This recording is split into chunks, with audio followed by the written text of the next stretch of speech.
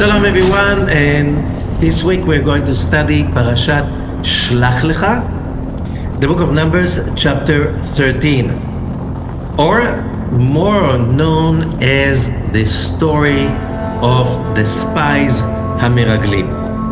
Okay, for the ones who don't remember the story, don't know the story, to make it simple, in the timeline, we are now starting the story on the new moon of Tammuz, which is going to fall this month anyway. And the new moon of Tammuz, and what's the story?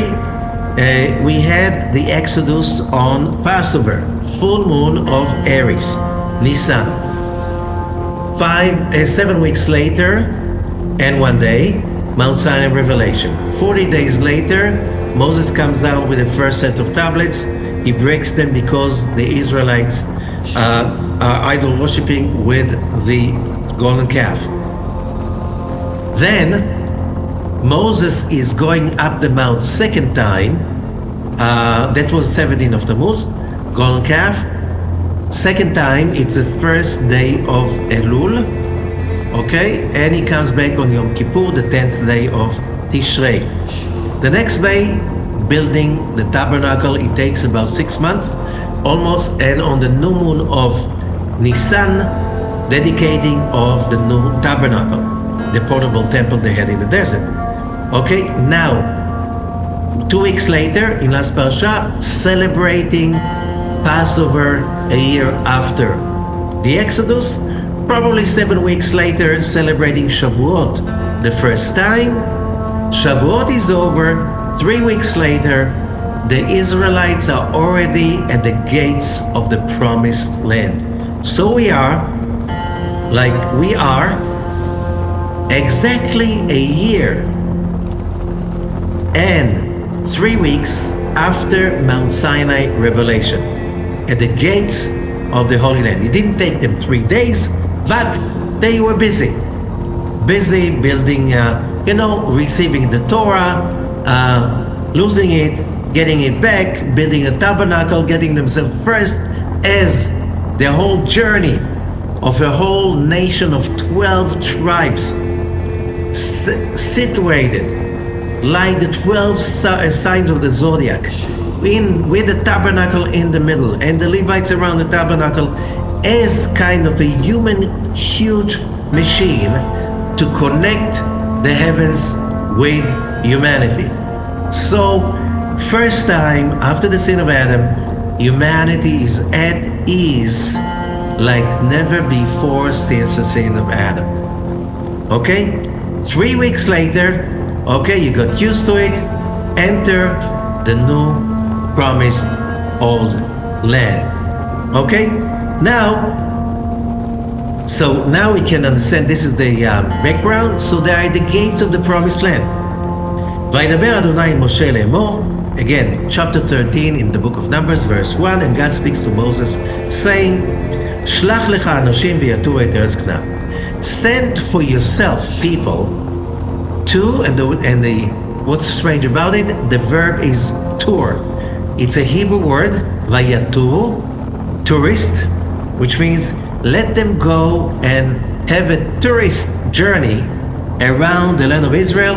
The verb is pure Hebrew. In English, tur, and Hebrew, tur, vayaturu, and they will, in plural, do the tourism. Okay, that's a verb being used.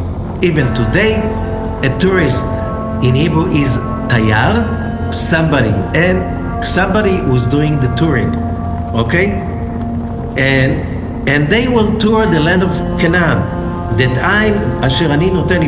I'm giving to the children of Israel. איש אחד למטה אבותיו תשלחו כל נשיא בהם. And you will send the chieftains, the presidents of each tribe, 12 of them. Okay.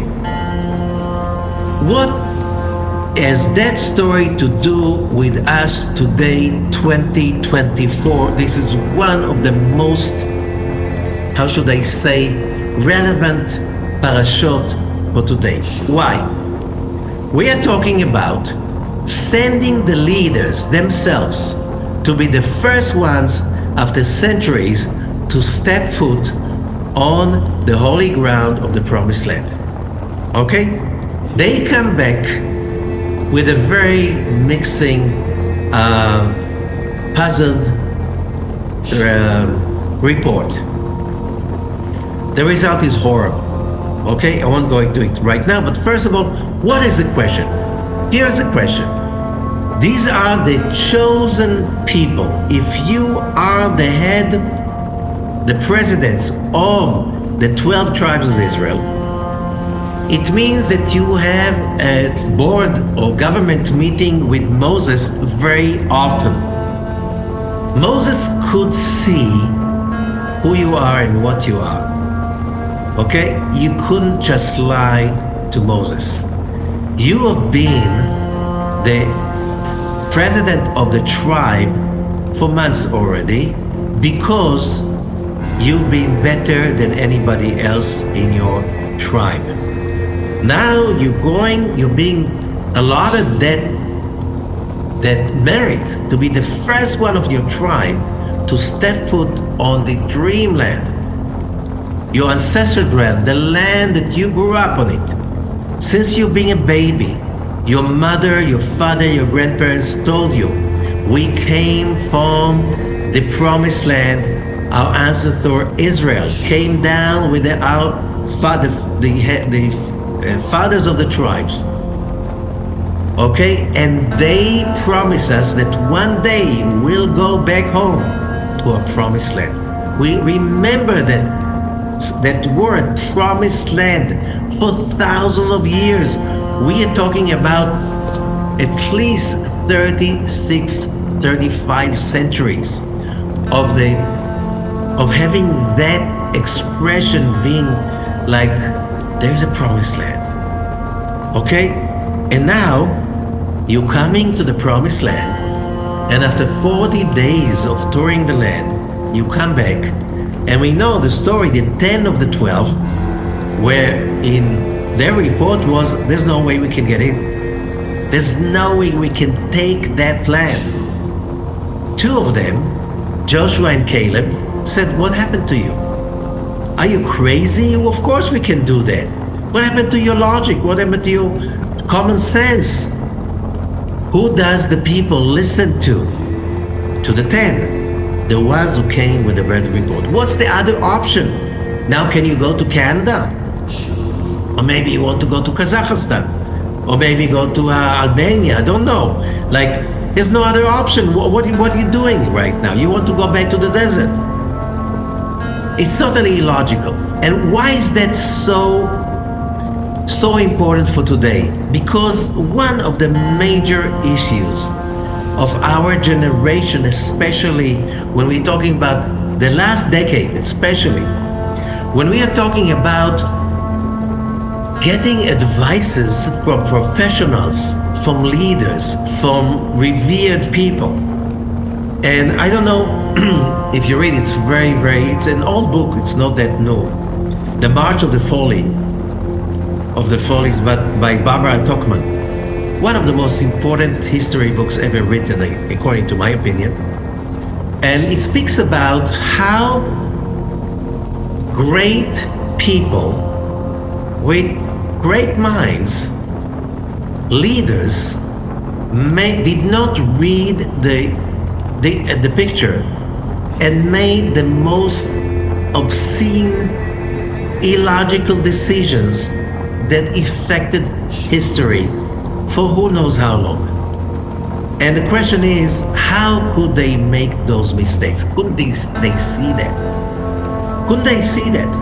And this is the same question we have.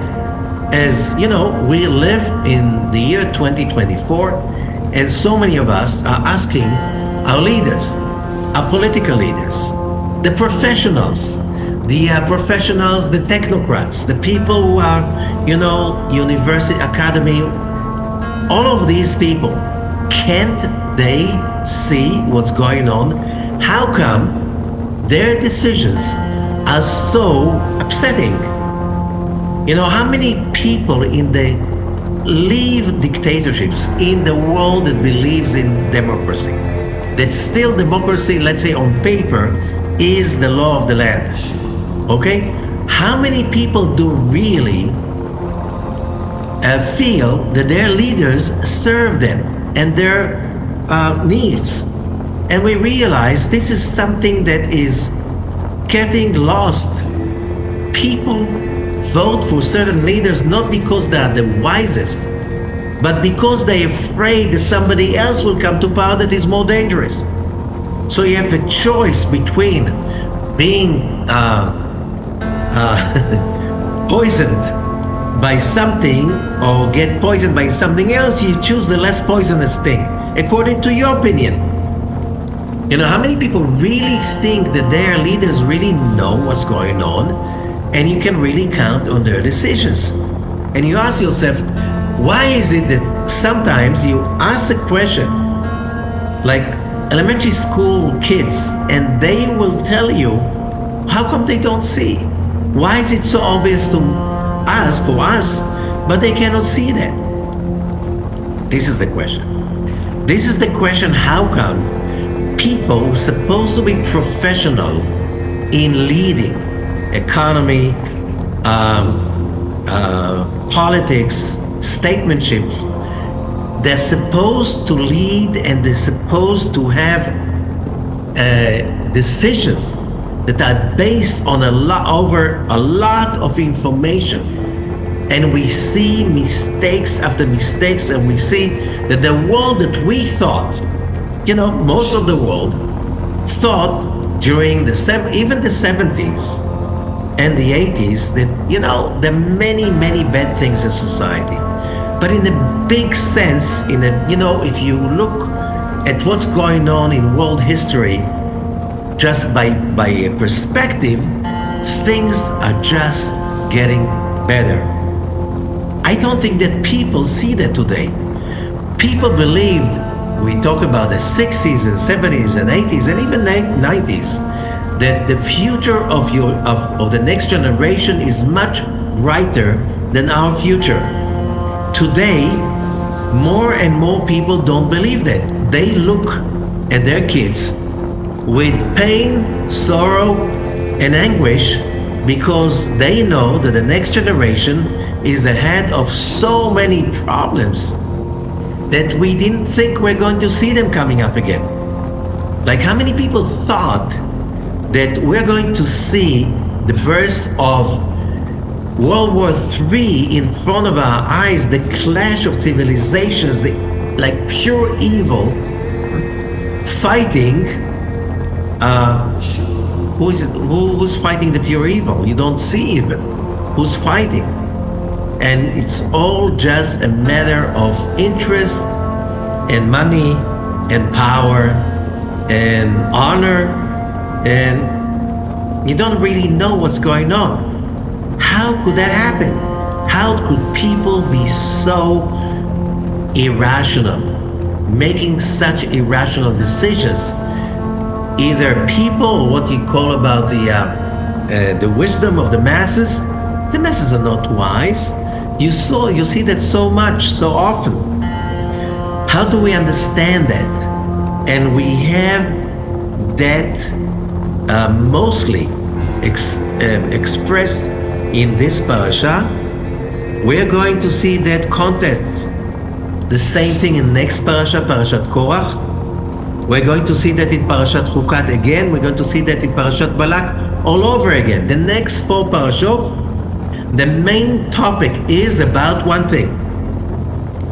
You could be the smartest person on earth, the richest, the most powerful, the most dignified, and you're capable of making deadly mistakes, decisions that you think are logical, but from a perspective it looks like, how could you even think like this?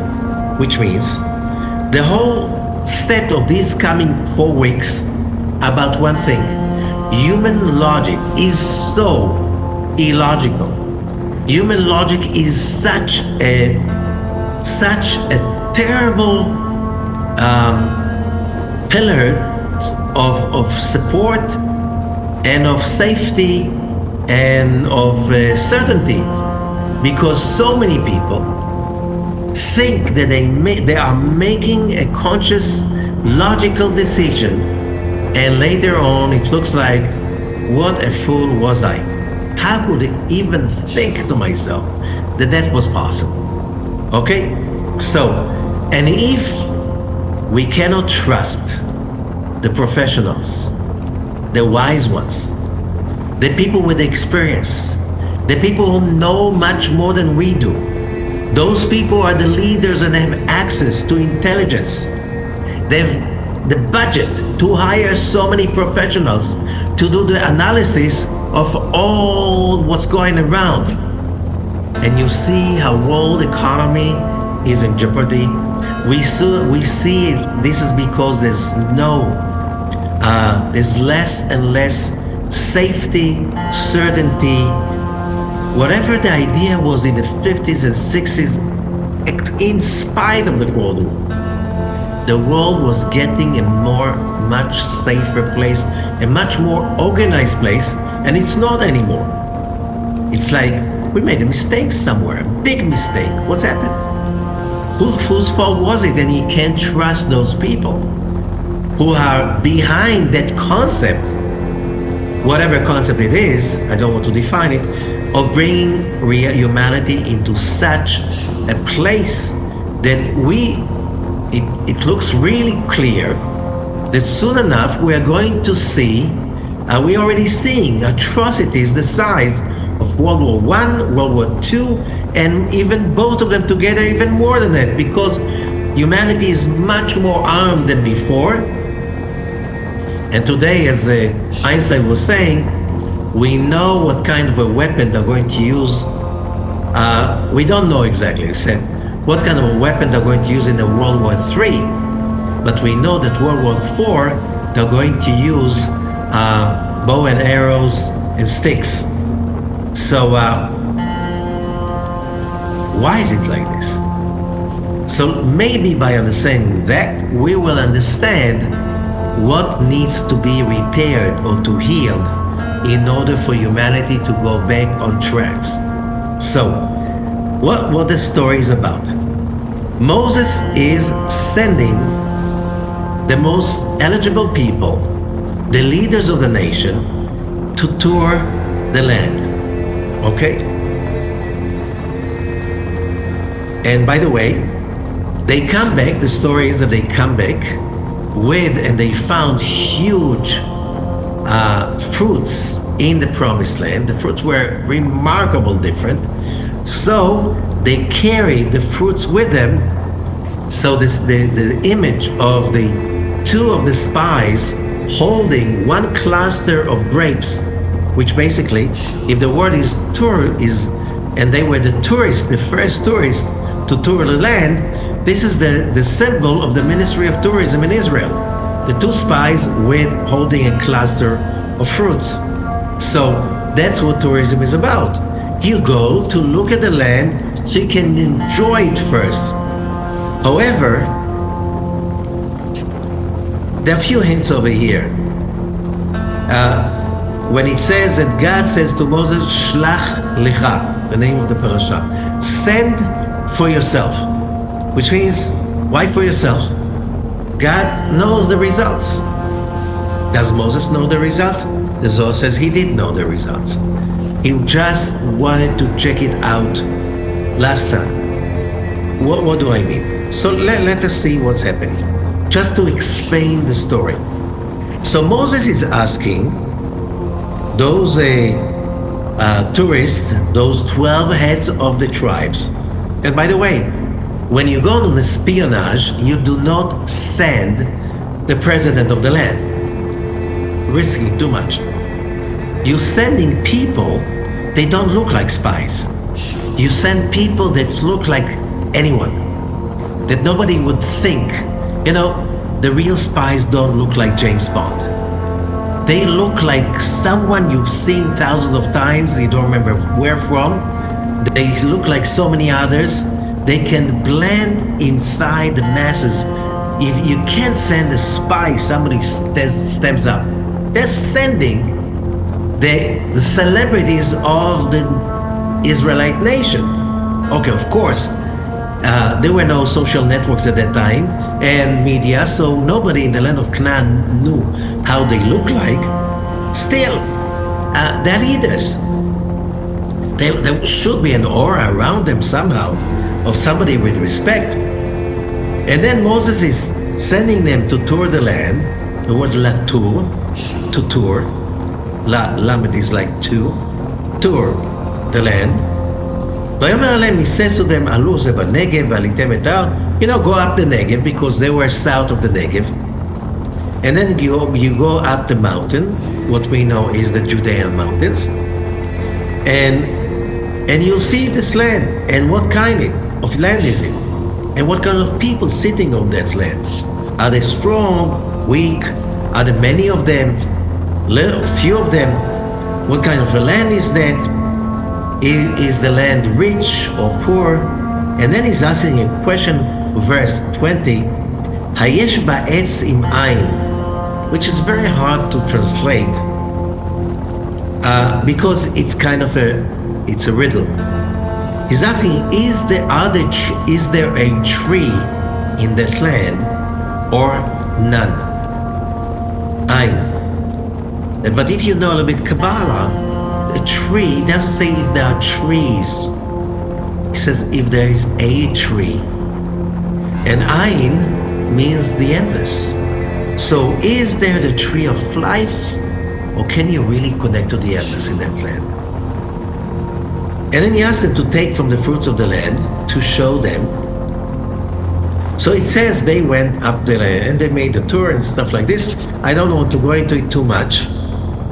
But then we realize as they're coming back, so they went for 40 days, they left on the new moon of the month of Tammuz. They came back on the 40th day on the 9th of Av. Didn't Moses know the Zohar that says that the 9th of Av is the day of the snake? Of course he knew. He wanted to break the snake. He wanted to break the power of evil. He wanted to test the nation of Israel. If they can overcome the snake on that day, on his turf, on the 9th of Av, then Mashiach can come. Okay? But they couldn't. And then we are asking the question, what happened? What happened? So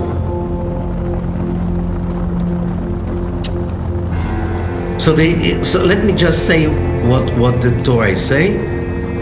Verse 26, 25. Vayashuvu mitur haaretz, they came back from touring the land 40 days later. So it was the 9th of Av. Vayelchu vayavo el Moshe, they came to Moses with a report. Ve'Aaron ve'al kol hadav bnei Yisrael. So they standing in front of Moses, Aaron, and the whole congregation of Israel. It's Midbar Paran. Paran is the desert south of the Negev, the Israeli Negev. Vayishiv otam davar, and they bring their report and show them the fruit of the land.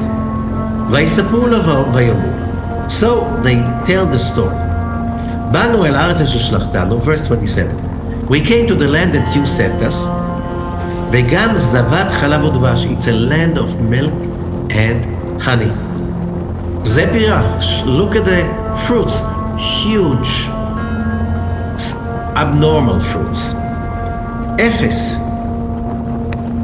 But they say, but, when you start, I like you, but.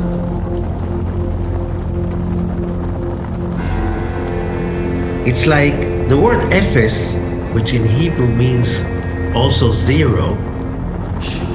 It's like saying, it's a nice thing that's said, but I want to nullify whatever I said before. I said some good stuff, but this is nothing relatively to the bad stuff I'm going to tell you. Az ha'am hayoshev ba'aretz, the people dwelling in the land is very powerful. Ve'harim betzurot gdolot meod, the cities are fortified and are huge. וגם ילידי ענק ראינו שם. We saw also giants. Wait a second over here. What did we say? We said that this is the beginning of the summer, right? It's a new moon of Tammuz, the first day of the summer. They leave, they come back just 40 days later, which is midsummer, around midsummer.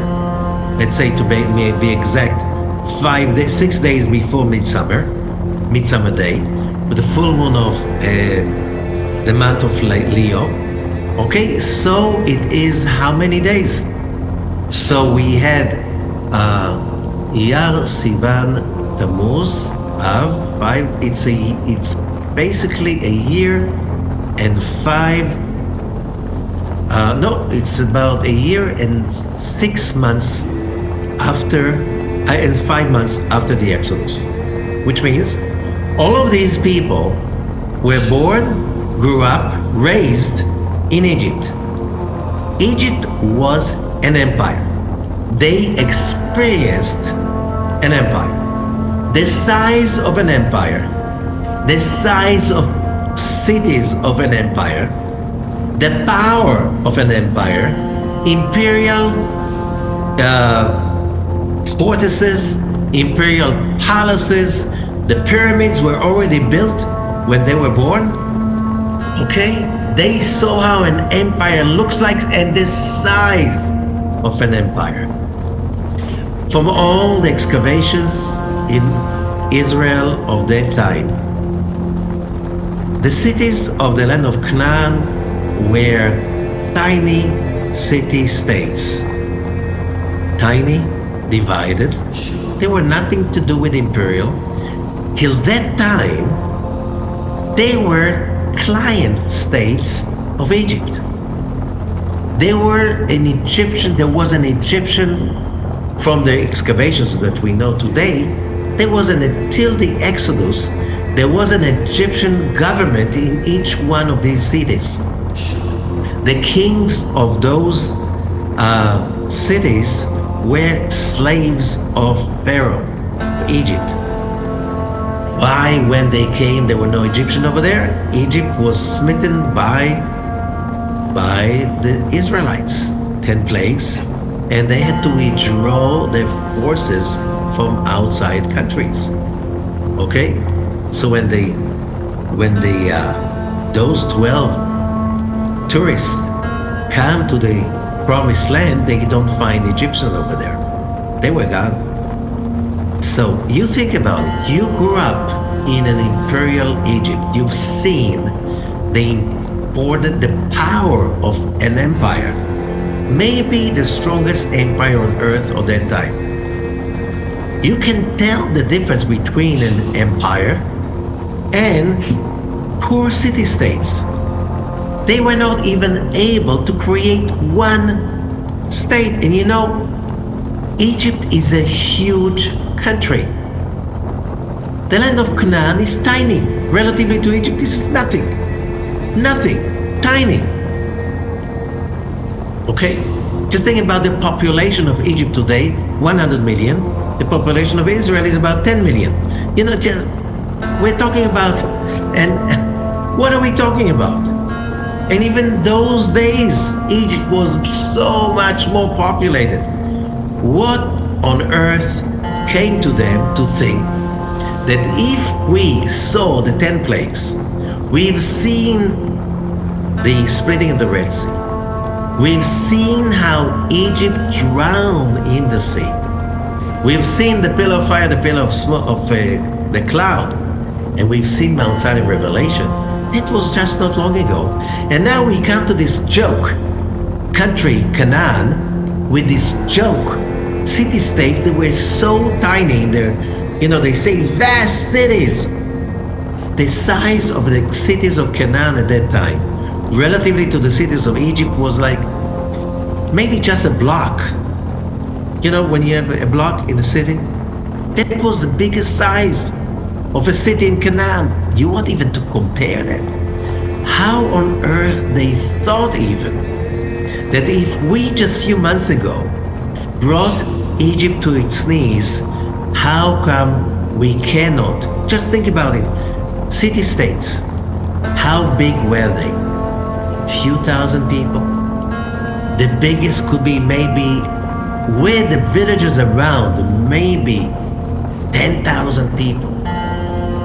How many Israelites were there in the age of army? 600,000 from the age of 20 to the age of 60. We are talking about a huge army and by any means, even with today's armies. With today's army, an army of 600,000 people, okay, that you can organize them, get them together, and then you attack. Even by today's numbers, where the whole of humanity is billions, 600,000 is huge. What came into them? Even a little kid will tell you, they must be crazy. So the question is again, if we cannot trust leaders that have so much experience, leaders that they have like huge intelligence, huge amount of academy, people of academy, that you can pay them salaries to evaluate. You have institutions of professionals to evaluate what's going on, what's happening, economy, demography, everything. There's so much information, and you still cannot make a rational, proper decision. And that's the problem with our leaders. What about our own decisions? So we go back to the late Professor Daniel Kahneman, who won the Nobel Prize in 2002 for proving exactly as what the Torah is teaching us. When people come to make a very important decision connected to their financial situation, buying, selling, getting in partnership, anything of that kind, of a very like a stepping stone in your destiny of, in your economical state. Most people do not make a logical decision. They think they do. They don't. He proved that right, and he got a Nobel Prize for that. To show that even though we think we are logical, even though we think we are enlightened, even though we think we have access to a lot of information, and we have certainty that we made the right decision, buying, selling, a business, a house, whatever, signing, contract, partnership, whatever, finally, most of the times, what makes us decide is our gut feeling, not pure logic and information. So when people say, remember that, when people say, I am objective, and I give you my objective opinion, they will lie to you about anything else. No one is objective. Everyone is biased. And if you want to go more, I spoke about it many times, read Daniel Kahneman's book that was published just a few years ago, Noise, in which he explains we have a lot of anguish in our modern society. In what case, let's say you take a certain house for appraisal. You take few professionals, the best in their profession in the country. Would they come up with the same number? We know no. Sometimes the difference could be like a lot of 20%, 60%, even more. Let's say, what he's giving another example, they took 15 cases of a criminal case and brought in front of a judge in the US. 15 cases. The verdict is similar cases, and the verdict went from few months of social work to 15 years in jail. This is, and all the in between. What does that mean? Does that mean that, but we thought that in democratic free society, there is some amount of fairness, okay? That you have some, you committed some felony, okay? So you're going to get the same punishment. No, you don't. Some people get very terrible punishment, some people get without almost nothing. If you don't feel that your authorities are fair toward you, that there's equality, you have a problem. This is the betrayal of the professionals.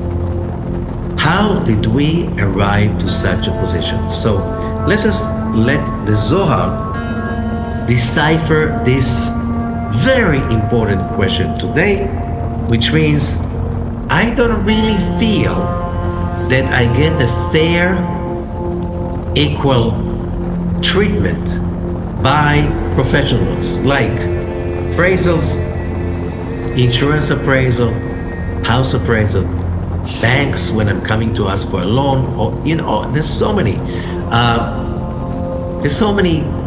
and just asking for simple solution to a problem by my leaders. So let us start. Verse 9 is very surprising. In the Zohar of Parashat Shlach Lecha. תחזה, כמו שאיתימה דלהבה ידע דלא יהיו להרע בזמן הדע, להבה אחרי, אלא ידע. והבה באי למדה מינה, עד לה הסתלק. ושלח לילין מעללי, כיוון דלא היטיבו מילה כדקאיות, לא שלח זמנה אחרה.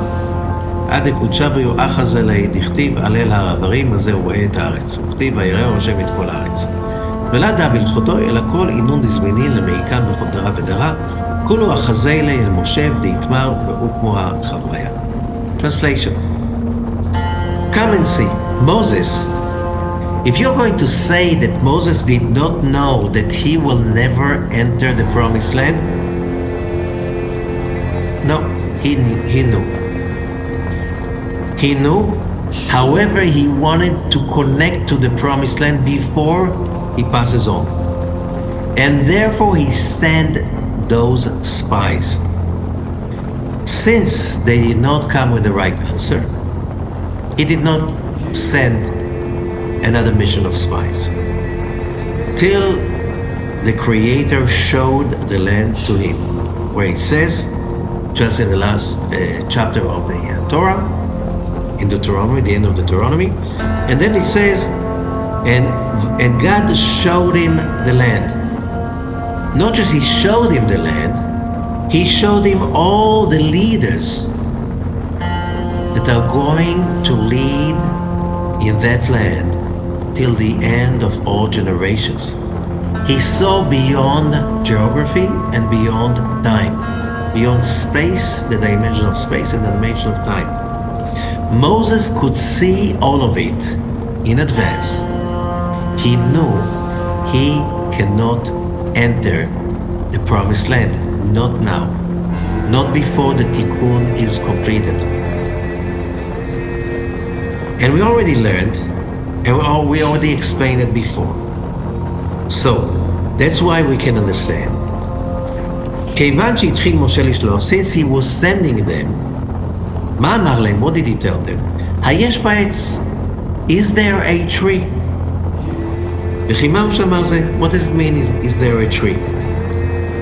So Moses said, if you are going to see the tree of life in the promised land, I know I'm going to enter. What does it mean, the tree of life? Moses said, if they are going to taste the tree of life in the promised land, when they come back, they will have total certainty. And they will bring that certainty to the people, and the people will connect to that certainty, and they will say, let's go for it.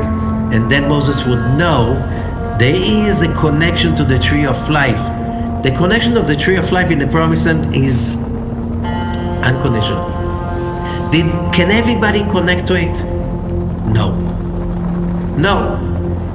People either love the land of Israel, the Holy Land, insanely. Some people hate the place with vengeance. Why? Because it's an unusual place. This is the land of the tree of life. The question is, are you ready to experience the tree of life? Are you ready to be at oneness with the tree of life when you come in? And if you are not ready to be at one with the tree of life, you won't be able to stand the promised land. And you know what happens when you can't stand something? First, you don't stand that person, and then your logic is trying to find out why is it that you hate him. It's not that you hate the person because of some logical reasons. No, first you hate him, and then you tell yourself why you hate him. So, of course, you can have an issue in which you trusted that person, he betrayed you, now you hate them. Could be. Okay? But it's nothing rational, because people betray. That's what people do the best. They become illogical and then they betray because they get hysterical, upset, whatever. You just name it. But what Moses said, I'm sending those people, the best I can find, to tour the land, and they will be my litmus paper. If they come back excited about the land, and they will get the whole nation rally behind them with their excitement, I know it's my time to go into the Holy Land, because what the Zohar is teaching us, if Moses entered the Holy Land, Mashiach will come. But for that, the people had to be ready for it, and they were not ready. Then the Israelite nation was not ready for the coming of the Mashiach. Why? Because coming of Mashiach means that every individual, as it says in the book of Jeremiah, in the book of Isaiah, in the book of Ezekiel, it's everybody repeats it.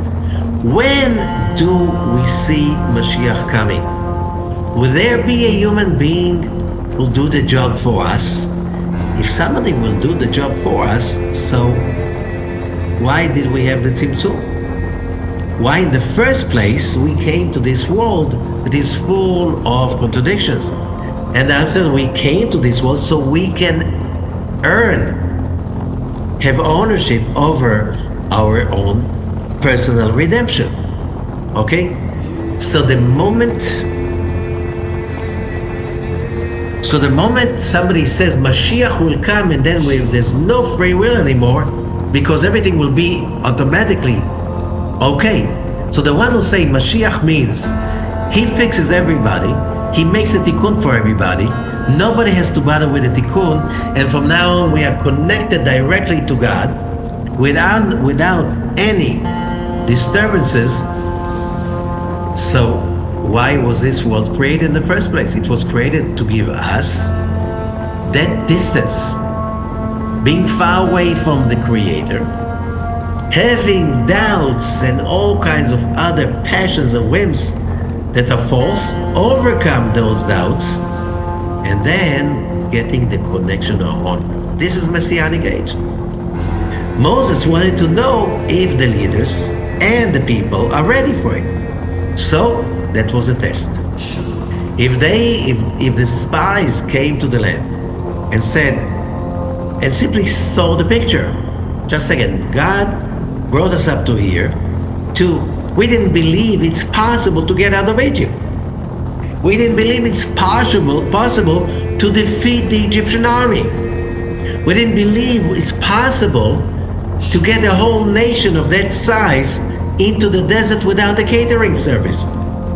All of these impossible miracles happened in front of their eyes, just within the previous year and a little bit more.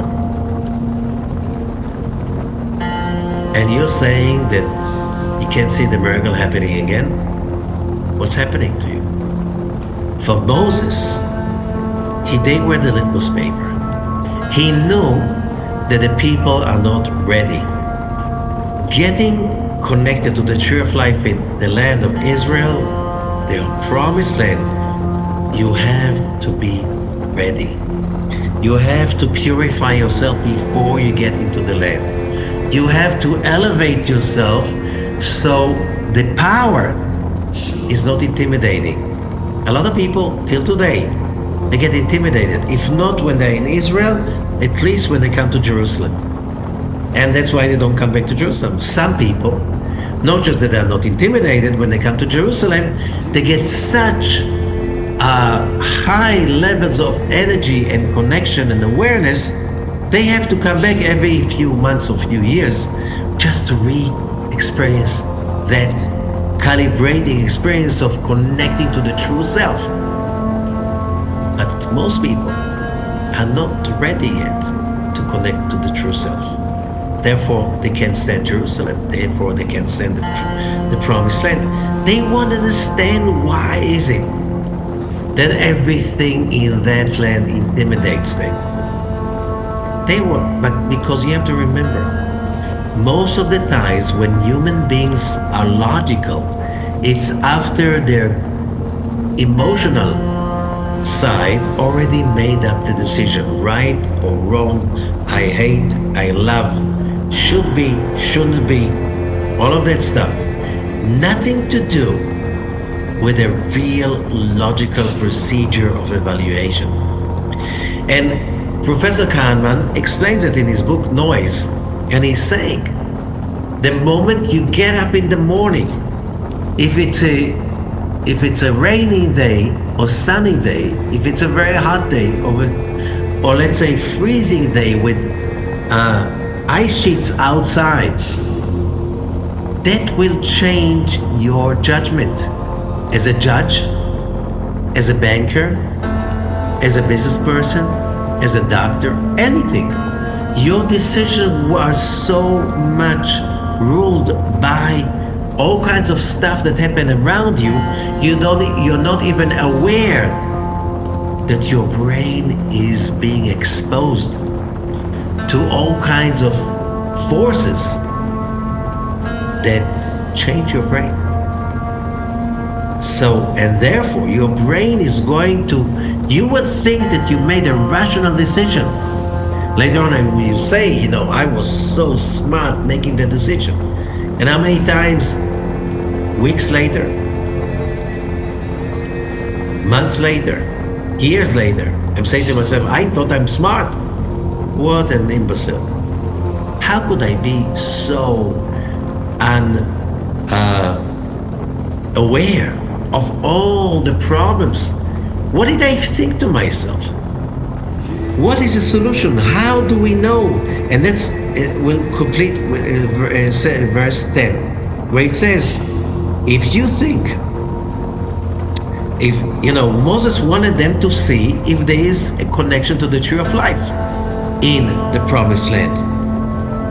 So Moses said, if they find the tree of life, I know I can enter the land. If the spies and the people around, when they come back and make the report, if all of them are in a state of mind of God took us out of Egypt and He is not going to escort us in to the promised land, we know it's going to be. What other options do we have? We trust it, we know it, let's do it. Then there's a tree of life. So Moses said, if there's a tree of life in the Holy Land, I'll get in with them. And if not, I cannot enter the Holy Land. Why? Because the Zohar says, when they come to the promised land, Moses was like the sun. A time comes that the sun must set so the moon and the stars can shine. Moses had to be like the sun to experience the sunset, so Joshua and the Israelites can shine and take over the land on their own. Very simple. It's all about ownership. It's all about achieving it on your own, because otherwise you cannot really enjoy it. So, what's in it for us? So there's an article that looks like it doesn't belong over here, but it is exactly. It is. It belongs over here, and it is even giving us the answer. We skip to verse 18 in the Zohar of Parashat Shlach Lecha. רבי חזקיה ורבי ייסא היו הולכים בדרך. רבי חזקיה and רבי ייסא, they were walking on the road. אמר רבי ייסא לרבי חזקיה, אני רואה שיש בך ערעור. Okay, they start a debate, and a debate to think about the words of King Solomon in the book of Ecclesiastes, where it says in chapter 3, when King Solomon says, whatever happened to people and to animals, it's the same thing.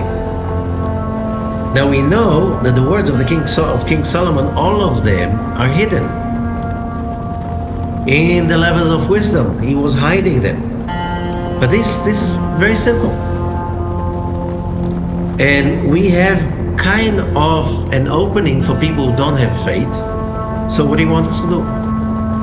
It's the same. There's no difference. There's no really free will. Human beings, animals, they don't have any free choice. So it continues, verse 21.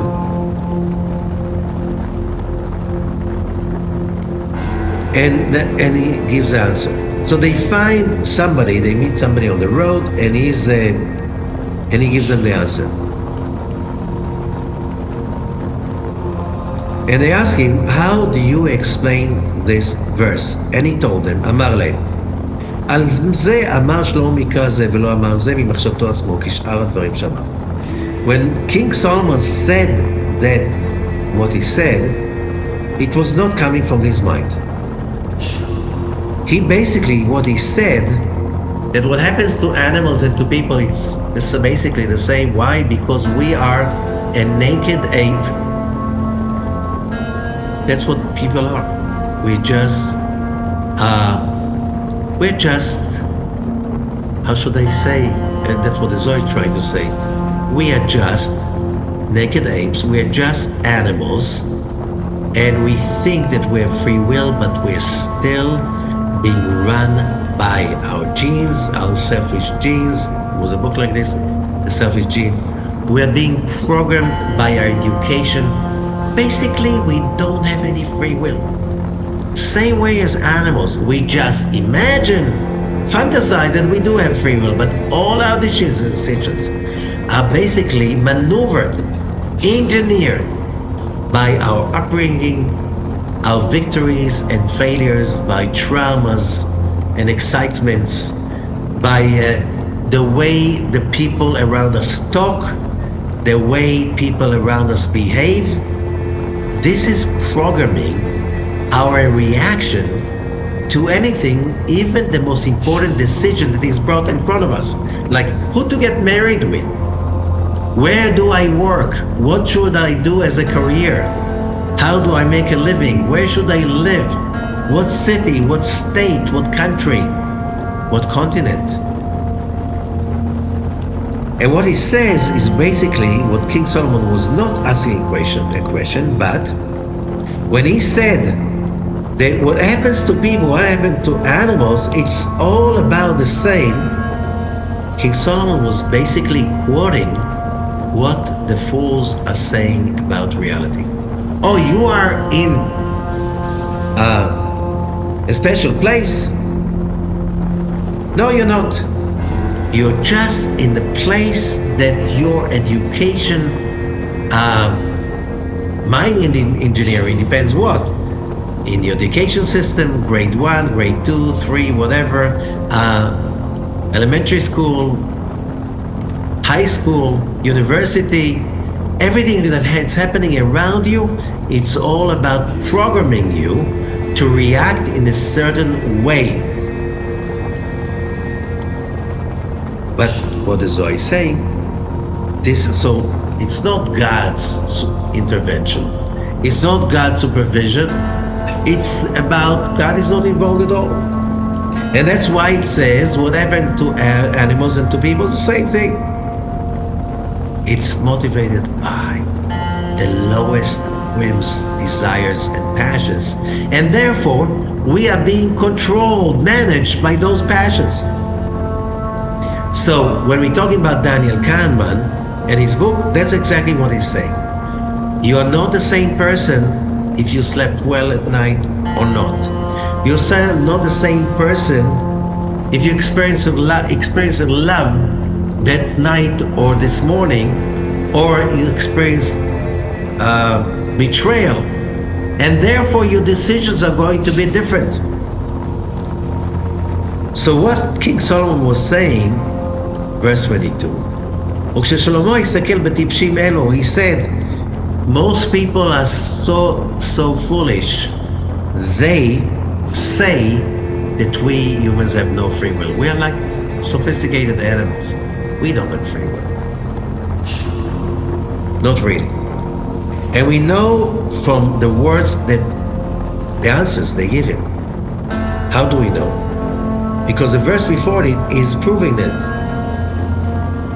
When it says, אמרתי אני בליבי על נברת בני אדם לברם, האלוקים ולראות שבמים האלה. The previous verse in Ecclesiastics is saying, I was feeling, what I'm talking about is I'm talking about those people that say that everything that happens is just nature. No divine intervention ever. And basically whatever happens is random. No one is managing this show. So, I was thinking to myself, for what? All those words of people. That the world is going by just probabilities. No divine intervention. So, those people who say that, they should be alone on their own. And that reminds me that very, very powerful sentence that Rabbi Shimon says in the beginning of the book of Shemot. I think it's verse 91. And he's saying, it says very clearly, and Rabbi Shimon raised his hands up to heavens, and he cried and he said, woe to those who would live in that generation. And happy are the people going to live in that generation. Why? Because if somebody wants to be comfortable, to feel certainty, to feel okay with his life in this generation, when the Zohar is revealed to all, for some people it's going to be woe. Terrible. Disastrous. Terrible life. For some people, it's going to be such an exaltation, elevation, and protection that will be like Noah's Ark. But what is going to make the difference? Emunah. We spoke about it last time. Emunah means the ability to have a connection with God. When you have that connection, then you realize that the freedom of will is connecting to God or connecting to all the diversions that God created around them. Why did He create such a divergence, such a multitude of opportunities to think about? So many temptations, food, or whatever. There's so much of it. Why God surrounded me with so many temptations? And the answer is because raising ourselves above the animalistic frequency of, which is, if you know animals, you had a dog and a cat, they have ego, they have pride, they really care of what people think about them. We are the same. So what makes us different? Only where it says, our sages, Hakol bidei shamayim chutz mirat shamayim. Everything depends on the heavens except from the awe of heavens. Why is it that I cannot achieve awe? Awe is a mixture of awareness, and love. When you have that awe, is because you have the merit to experience and to bathe in or with the light of the Creator. That means that you have somehow to let go the other senses, which means the worldly senses, which means I have to have that bread, I have to have that meat, I must have that wine, and so on and so forth. When we are addicted to mundane physical pleasures, instead of being addicted to the brain that we stimulate, connecting to the tree of life, it's two different worlds. And what's the difference? Because the people would know, says Rabbi Shimon, in our generation, that yes, there will be so much contradictive information. A lot of scientists say, science can prove there's no God because we cannot prove there's a God. The fact that you cannot measure God does not mean you can't test him. Of course, you cannot measure God. Can you measure the universe? Okay. By the way, can science measure everything? No, we know there are many, many frequencies and particles that science did not discover yet. Once in a while, they get more efficient and more advanced, and they can find parts of the picture they didn't see before. So there's always something that is left behind. So when we are talking about knowledge, information, understanding, awareness, that is so much higher than whatever you experienced till today. And then you try to make that connection and you fail. And what's your reaction? Oh, nobody can make it. It was just a dream. So let's settle for that, for less. I'm not a magical creature. I am, as a human being, I cannot connect to the metaphysical dimension of this universe and all its levels and olamot behind me. I can't see that. It doesn't make sense. Why? Because your brain is somehow not experienced with it. Even when you study Harry Potter book, it is explained again and again what every magician knows in the history of magic. The Zohar says so. No pain, no gain, and for free you get only troubles. You want to become a powerful magician? You need a lot of exercise. You need a lot of effort. You need a huge amount of passion. Without that passion, you cannot create magic. What does it mean, magic? So, there was research about magic, about the power of the brain in the Soviet Union during the time of the communist regime. And they found out that people can have very strong powers of telekinesis, moving objects, when they get very, very, very, very excited. But they could get to work for them only people that could get excited about rage, anger, okay? That's also very emotionally powerful, okay? But that's not the power the Torah is talking about. The power the Torah is talking about is the power of love.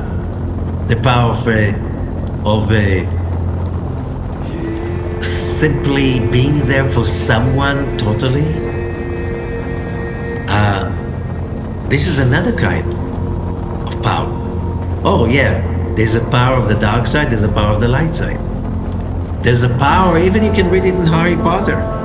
When you activate rage, anger, and hatred, and you turn them into metaphysical power, it is a high and a buy. There's a huge payment for that. Huge. You have an instant gain and eternal loss following. When you connect to the holiness, the tree of life, you have a huge effort to be invested. And then you get an eternal enlightenment. Today you don't teach that in schools, not in the academy.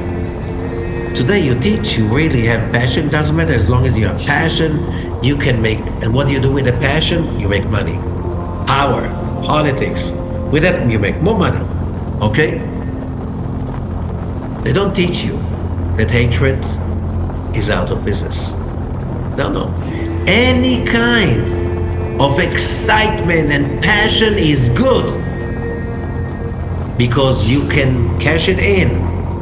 If it is about commerce, it's about productivity, it's about marketing, sales, politics. You just have to show power. People want power. They don't tell you. There's a dark power and light power. So where it says those fools that do not know the wisdom, and they say the world is only run by randomity. The survival of the fittest only by random actions. And there's no godly supervision. There's no godly plan. But מקרה האדם ומקרה הבהמה, מקרה אחד המה. This is again from the book of Ecclesiastes when King Solomon is saying that humans, animals, basically it's all the same. There's no free will. Just trying to find the exact. It is the book of Ecclesiastes, chapter 3, verse 19. Which means whatever happens, if you're righteous, you're not, there's no cause and effect. Your spiritual, your moral state does not affect your life. So, if you want to ask why do bad people suffer, why do the righteous suffer and the evil prospers? It's all random. They're just stronger. They're more strong-minded. Okay? There's no godly thing over here. You can't prove God's existence, and therefore you don't have to listen to him. So, verse 22 in the Zohar. כששלמה הסתכל בטיפשים אלו, so when King Solomon was observing those fools who say that, שאומרים זה קרא אותם במה, he called them beasts. Humans, they look like humans, but they are beasts. I don't know if you know, but in the biblical language, and I think it went also, whoever studies Bible studies, Blial. There's a expression called Blial. Blial it means a terrible person, but it doesn't mean so in Hebrew. In Hebrew, Blial is a combination of two words, Bli, without, Yal, ascension. So when you say that person has no chance for ascension, it means because he's not willing or is not capable of ascension to where? The tree of life. Because of that, he is capable of evil. Why? He has no conscience. He is not following morals and ethics that are higher from his plane. What was the message of Mount Sinai? What was the message of Abraham, Isaac, and Jacob? I have my brain, I have my logic, I cannot trust it. Only if I follow my deep belief system, only if I follow my journey to unite with the tree of life, only when I'm doing my best with all my efforts to elevate above my fears, my passions, my anxieties, only then I can experience elevation. Ya'al. Blial is Ya'al. I can elevate. And when I elevate, my brain transforms. My brain allows me to see through the veil of all of those low emotions that veil our brain and make us make terrible decisions, because those decisions, where did they come from? When you choose to be subjected to the drives of your body, your evil inclination, your lower self, fake self, all of those emotions that play with us and manage us, when I allow them to control me, to take over the panel, the board, whatever will come out will be against my real interest.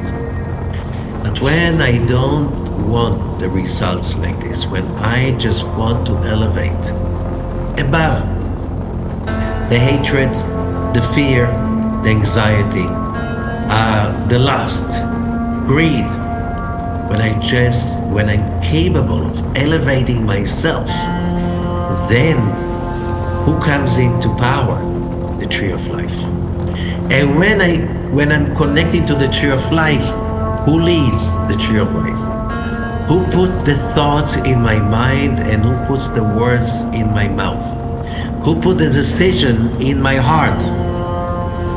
The tree of life.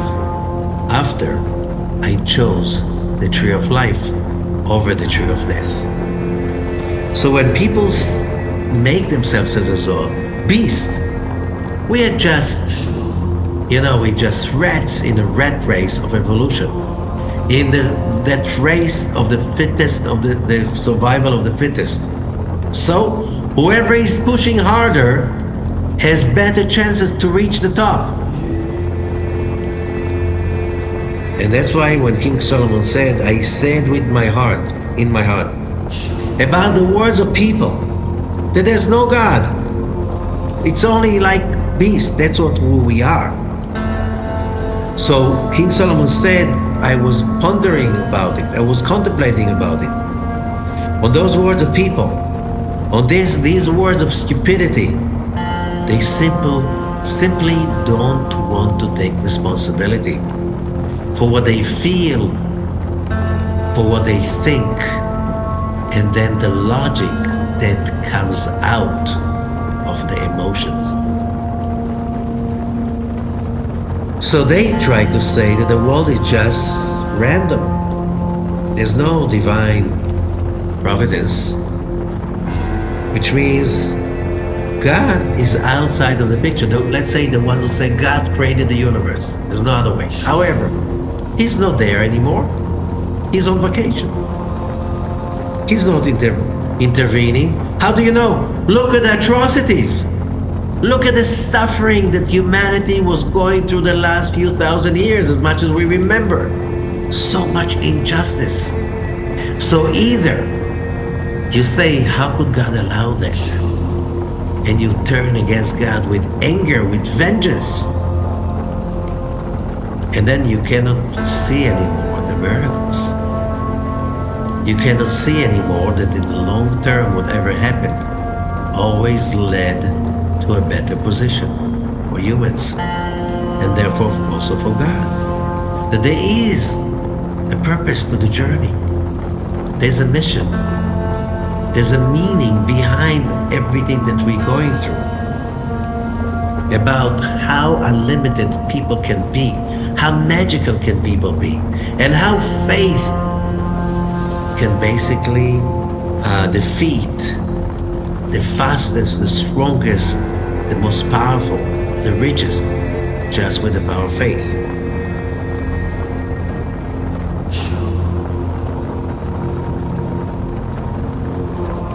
And more than that, King Solomon adds, those people that think that everything is by mistake, it's by probability, God is making sure they will be around their own kind. So it's like a big, what do you call it? Message box that they just echo each other's disbelief. And because of that, they see the world through the stupidity. And where is the stupidity coming from? Because you get scared. Get scared when you see that people do good things and they're being punished. They're not being punished. They're growing through growth. But you prefer not taking responsibility. So when you stick to faith, true connection to God, and how would that happen? Only by taking responsibility for your own failures.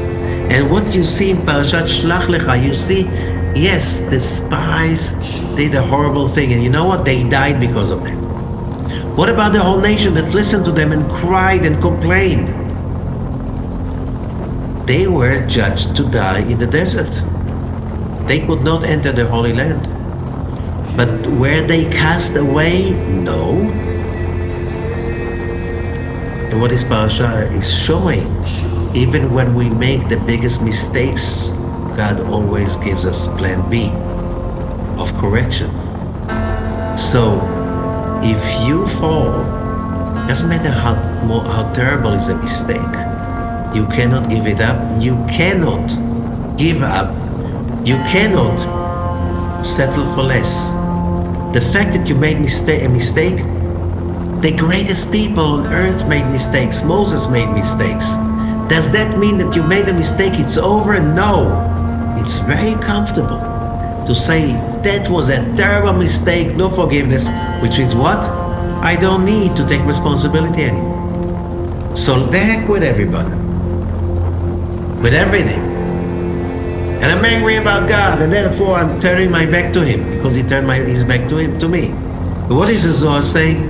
No, even when you fall, your quest for faith is still on. Never give it up. Why? Because you don't have any choice. You always have to go back to it because you want to think clearly. You want to make the right decisions about yourself, your children, whatever, who to get married with, where to study, where to live, who to do business with. If you have faith, your brain will be open to see the best results. But if you don't have faith, your brain will be full with all kinds of fears, all kind of noise, according to Kahneman. And that noise will take over, and you're going to make decisions that you will regret. You will have to go by loops again and again till you start making amends. You'll have to, sooner or later. But you can't trust your brain when it's full of negative thinking.